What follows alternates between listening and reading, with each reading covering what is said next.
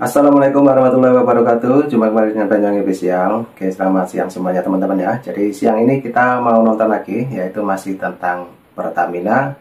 Yang dimana di sini banyak sekali para netizen yang menghujat Pak Ahok ya teman-teman. Oke, lanjut untuk videonya kita siapkan. Dan inilah komentar dari netizen Indonesia. Lanjut, kita play. Tidak tahu, saya tidak membaca laporan BAP, penyidikan, saya nggak baca. Tapi saya lihat di media, seolah-olah ada pengoplosan BBM di SPBU. Seolah-olah, ini ledekan ada medsos kita saya baca ya. Pertamax itu adalah Pertalite yang tidak antri. Ya, memnya begitu. Sebetulnya saya belum tentu, saya nggak tahu sidang gimana, logikanya. Mobil kita semua yang mewah-mewah itu isi Pertamax Plus. Kalau itu dioplos, mobil saya mogok. Bongkar semua. Siapa dalang di balik mafia migas? Ini bukan cuma satu orang. Ini jaringan raksasa. Jangan kira kita nggak tahu siapa dalang sebenarnya. Mau dirut Pertamina ditangkap, bagus. Tapi dia cuma pion. Kalau pion tumbang, dalang-dalang di belakangnya masih bisa rekrut boneka baru. Sampai kapan kita dibiarkan jadi korban permainan kotor ini? Kita udah bosan dengan drama tumbal-tumbalan. Itu yang lewat di beranda saya, tapi kayaknya udah sejak bulan Januari ya. Tapi saya seneng kalau lihat video seperti ini. Videonya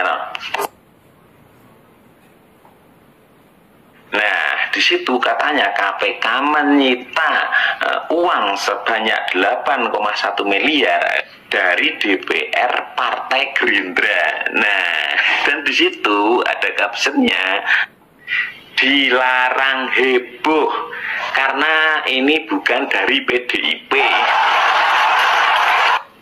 Padahal yang heboh itu kan kalian sendiri kan. Setiap kader dari PDIP itu tertangkap korupsi, kalian sendiri yang ribut ingin membelanya. Masa koruptor dibela? Nah, kalau dalam kasus ini yang 8,1 miliar yang disita KPK dari DPR Gerindra ini, wah saya malah seneng dong. Berarti presiden kita itu hebat. Jadi fitnah kalian dulu itu tidak terbukti. Yang katanya kok yang ditangkepin tebang pilih cuman dari partai ini aja gitu ya. Ternyata nggak tebang pilih kan. Dari Gerindra sendiri juga ditangkap tuh, buka matamu tuh. Terus buat kalian yang selalu komen Viti semua pendukung Pak Prabowo ya, yang kalian selalu komen adili Jokowi, adili Mulyono gitu kan. Nah gini, menurut saya biar adil ini ya. Ya udah, kalau mau mengadili ada bukti nggak apa-apa. Tapi semua mantan presiden Indonesia gitu loh, biar adil. Mulai dari mantan presiden Megawati, nah itu diperiksa tuh, ada bukti enggak tuh, kalau ada kandangin. Nah, terus dari mantan presiden Pak SBY itu juga tuh coba dikorek, ada bukti enggak, kalau ada bukti kandangin enggak apa-apa. Terus Pak Jokowi, nah itu kalian korek juga. Kalau emang ada bukti-bukti yang valid dan bukti yang benar, ya udah kandangin aja, nggak apa-apa. Gitu aja kok repot. Delogo. Ubur-ubur ikan lele, ada penggeledahan le. Ya, KPK baru aja menyatronin rumah ex Gubernur Jawa Barat. Diduga ada korupsi saat pembangunan BJB Bank Jawa Barat Banten. Sabar ya Pak ya. Memang hari ini Pak Prabowo sedang bersih-bersih. Tapi hasilnya apa? Kita tunggu dari KPK karena identitas tersangka masih dirahasiakan. Lalu, bagaimana kita bisa mengatakan bahwa pemerintah hari ini omong-omong? Indonesia gelap. Bersihkan dirimu.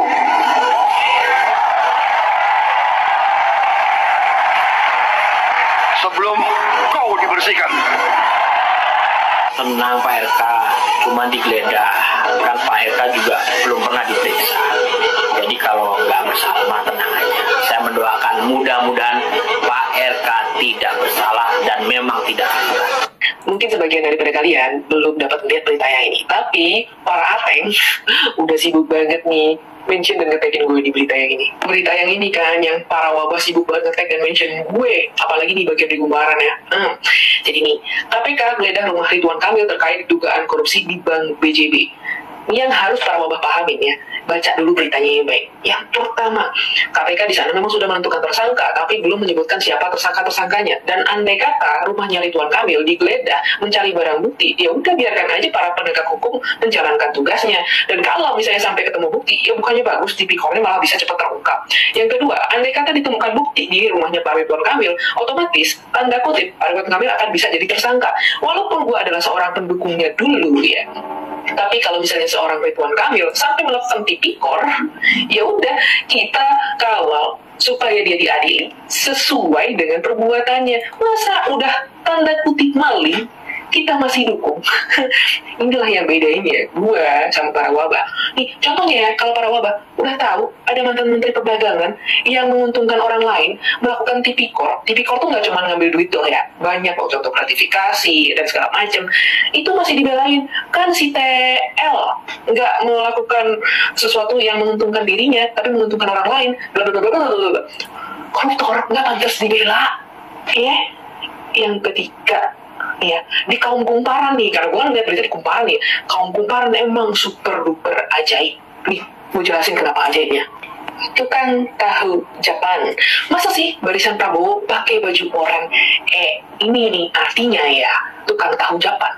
Kalau misalnya orang yang ada di barisan Pak Prabowo juga mah kena juga hal-hal yang kayak gini, artinya Pak Prabowo itu tidak pilih-pilih dalam memberantas korupsi, dalam menegakkan hukum. Harusnya lu itu bersyukur punya presiden yang gak mementingkan kepentingan kelompoknya, tapi mementingkan kepentingan rakyatnya. Ini ya para wabah, kalau lu orang berpikir bahwa gue akan nangis di pojokan gara-gara Ridwan Kamil dijadikan tersangka atau terkait kasus korupsi atau whatever it is, lu salah besar.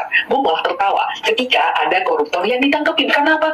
Koruptor adalah maling uang rakyat. Koruptor adalah orang yang rugiin lu sebagai pembayar pajak. Ngapain lu belain coba? Walaupun dia ada di kelompok gue, tetap aja namanya orang salah harus tetap menanggungjawabkan perbuatannya. Sejak Pak Prabowo menjabat jadi presiden, banyak sekali kasus korupsi yang terbongkar. Setiap ada penangkapan koruptor, bobrok sekali ya negara ini, bobrok sekali negara ini. Ya memang. Nah oke, teman-teman, itu tadi banyak sekali para netizen juga berkomentar mengenai koruptor. Dan dimana menjelaskan juga kinerja dari Bapak Presiden kita, yaitu Bapak Prabowo. Dan tadi juga ada yang mengungkapkan suruh adili mantan-mantan Presiden Indonesia. Oke, lanjut lagi karena videonya masih panjang. Ini juga ada seorang ibu-ibu yang berkomentar. Coba kita dengarkan dulu. Lanjut. Bobrok negara kita itu. Terlalu banyak koruptor di negara kita. Terlalu banyak orang-orang bermental maling di negara kita.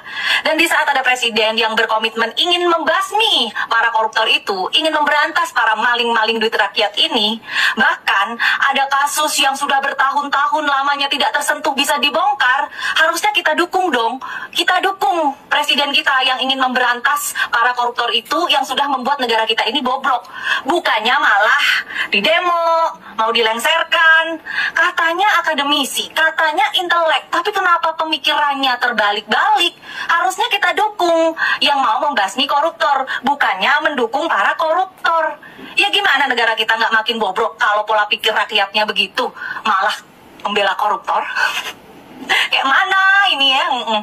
KPK geledah rumah Ridwan Kamil, mantan Gubernur Jawa Barat terkait kasus korupsi BJB atau Bank Pembangunan Jawa Barat Banten. Masa sih Kang Emil ini korupsi? Padahal Kang Emil ini kan terkenal sebagai pejabat yang santun, sopan, jujur, bersih, baik hati, kerjanya bagus, nggak neko-neko, pinter. Tapi masa iya Kang Emil ini korupsi atau sengaja dijadikan tersangka korupsi atau gimana, atau dituduh gimana? Aduh, nggak tahu gimana ini ya. Menurut netizen gimana? Kang Emil ini benar-benar korupsi atau bagaimana? Ini sih terkait kasus markup pengadaan iklan Bank BJB yang merugikan uang daerah senilai 200 miliar. Wow, 200 miliar. Tuh. Ya, mudah-mudahan KPK benar-benar menyelidiki ini sampai tuntas dengan benar. Kalau memang Kang Emil ini bersalah, ya harus diproses secara adil. Kalau memang nggak bersalah, ya semoga yang salah siapa itu ketangkap ya. Kita doakan semoga Kang Emil ini baik-baik saja. Saya sih nggak curiga ya kalau Kang Emil itu korupsi, karena kelihatannya Kang Emil baik-baik aja, nggak bermasalah sebagai pejabat, ya kan? Kalau menurut netizen gimana? Kang Emil ini bersalah atau enggak ya? Berhentilah membangun narasi bahwa penangkapan kader partai politik adalah sebuah politisasi atau kriminalisasi hukum. Karena koruptor memang harus ditindak tanpa pandang bulu, siapapun dan dari latar belakang manapun. Harusnya partai politik turut andil dalam memberantas para pencuri dan pelanggar aturan negara, dan bukan malah melindungi mereka dengan dalih diserang atau dikorbankan. Belajarlah dari Nasdem. Meskipun kader partainya ditangkap karena korupsi, meski kecewa dan sakit hati, tapi tidak membangun drama dan sibuk mengarang narasi. Karena Indonesia tidak akan maju bila partai politiknya kebanyakan main drama dan tidak mengutamakan kepentingan bangsa dan negara. Semoga bermanfaat. Pak Prabowo, nggak usah lama-lama. Ini bukan maling ayam, ini maling ratusan triliun dari rakyat. Negara rugi, rakyat sengsara, mesin rusak, harga BBM naik terus. Mereka bukan sekadar koruptor biasa, mereka penghancur ekonomi bangsa. Mereka penyebab rakyat makin susah. Mereka bikin harga barang naik, inflasi makin menggila.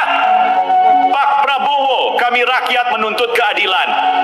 Seret semua pemain kotor, buka semua data mafia migas. Siapapun yang terlibat, jangan ada ampun. Kalau cuma nangkep dirut Pertamina doang, itu cuma wayang. Dalangnya masih bebas, masih nikmatin duit hasil rampokan. Nah, oke teman-teman, videonya sudah habis ya. Nah, itu tadi juga banyak sekali para netizen mengungkapkan kesalahannya juga mengenai koruptor-koruptor yang ada di Pertamina, terutama tadi juga ada koruptor mengenai BJB, dan masih banyak yang belum diungkapkan oleh para netizen teman-teman ya. Jadi nanti kita tunggu saja update yang terbaru. Kemungkinan ada lagi yang mungkin dari Telkom ataupun dari ini teman-teman, dari PLN ya. Oke, jadi cukup itu dulu yang kita tonton.